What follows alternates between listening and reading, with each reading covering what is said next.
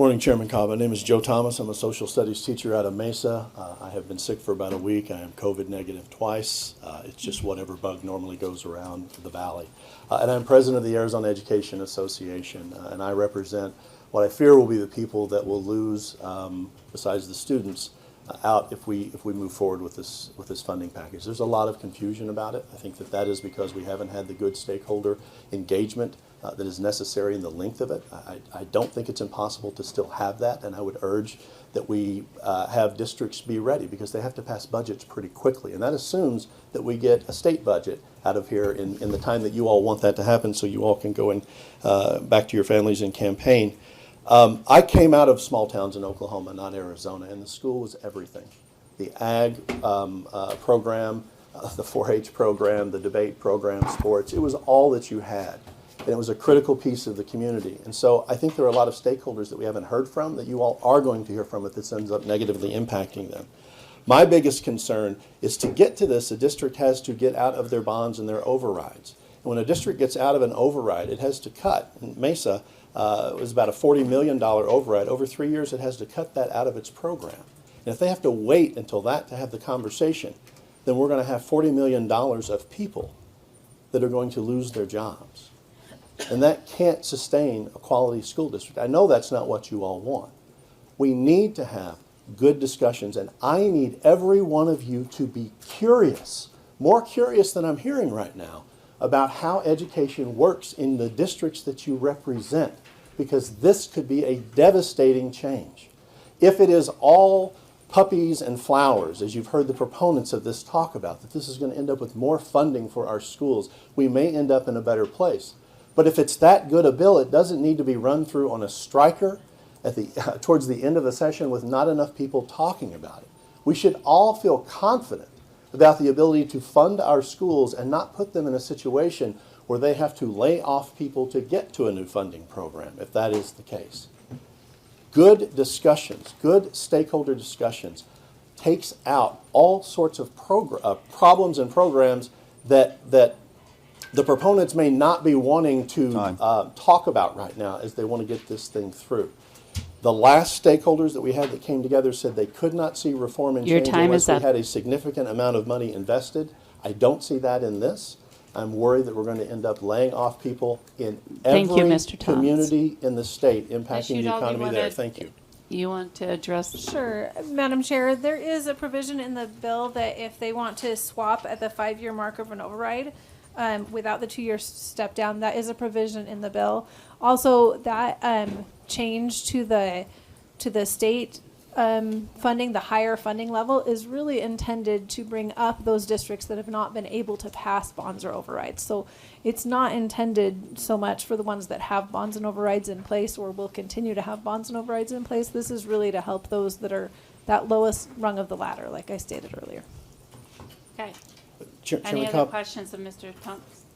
Yes. Okay. Thank you, Madam Chair. Thank you, Mr. Thomas, for being here. One of my concerns about the bill is that it appears to not provide funding for a teacher experience index. I'd like to hear your comment or any concerns that you might have about that.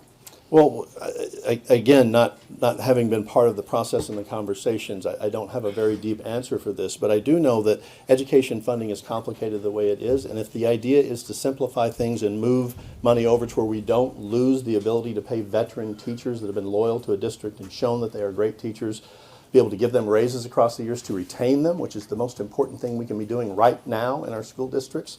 I hope that's not something that we're risking and giving up, or something that districts don't understand how to do as they move forward and negotiate the contracts for next year. So again, it's another reason why we needed to have a little more understanding, a little bit more being able to predict the future on how if we're going to shift from one funding source or one funding mechanism to another funding mechanism, one formula to another formula. I'm not even sure everyone understands the timeline around it. And I appreciate Representative Udall saying that there is an ability to streamline the process if you have a bond or an override. But what does that timeline look like? How long does that take from a district to be able to say we're severing our ties from this funding mechanism that we understand, that we're able to reward people for, that has a teacher experience index, to move them into something that they don't quite understand because they've not been a part of the deep conversations that I allows think them that's to a move the long district answer forward. for a very short question. Well, I there. think that Yeah. we're dealing with really important things with 1.1 million kids, and if someone It could is, answer, it is, but if someone that could was- answer that timeline question, I think it really is critical, and it Ms. might gain Udall? support. Okay. What does that look like? If I can say it very quickly, what does the timeline look like if someone does have a bond and/or override to shorten to where they don't lose funding and have to bring in staggering cuts to the district because you have to have a vote? And then you have to pass a new budget on a new revenue stream. Let Ms. Udall answer that, please. Madam Chair, Mr. Thomas, I misspoke earlier. That is language that is being discussed, being amended into the bill, not what is currently in it. So I do need to restate that we've been having this discussion about making sure. And I The thought it was audience, already in please, there. no comments. But so that is part of the ongoing stakeholder process that we'll continue to have.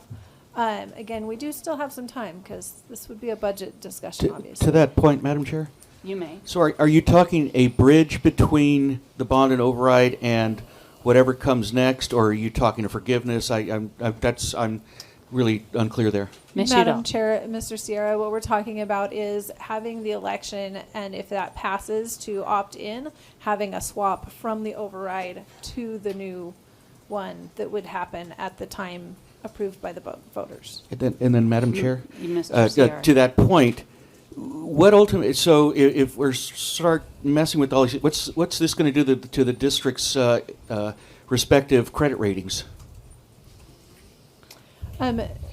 Madam Chair, Representative Sierra, it shouldn't impact their credit ratings. They're actually going to have more income coming into their district. They can't take advantage of this until their bonds have been paid off. So bonds, I don't think we're talking about a swap. Overrides, we are.